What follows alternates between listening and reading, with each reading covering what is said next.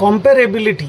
Comparability is one of the important qualitative characteristics which is required to prepare the financial statements. कहते हैं कि अगर आप कोई भी financial statements, balance sheet, P&L वगैरह बनाते हो इस साल का, तो वो सेम अकाउंटिंग पॉलिसीज़ वगैरह को फॉलो करके बनाना चाहिए जिसको फॉलो करके आपने पिछली बार का फिनेंशियल स्टेटमेंट बनाया था, सो दैट लोग दोनों डेटा को कंपेयर कर सकें. Because different accounting policies lead to different accounting results और असेट लायबिलिटी के अमाउंट्स भी बदल जाते हैं because of different accounting policy.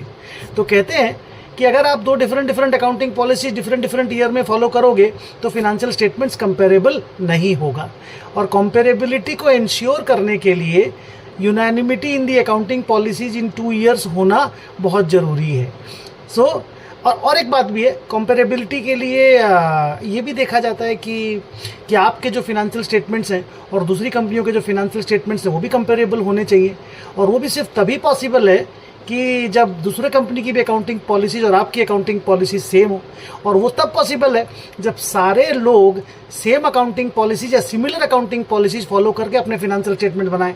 For example Reliance जिस तरीके से फिनेंशियल स्टेटमेंट बनाती है उसी तरीके से एयरटेल को भी बनाना चाहिए, सो दैट दोनों के फिनेंशियल स्टेटमेंट्स को कंपेयर किया जा सके. और ये तब पॉसिबल है अगर दोनों सेम इंड एस फॉलो करें.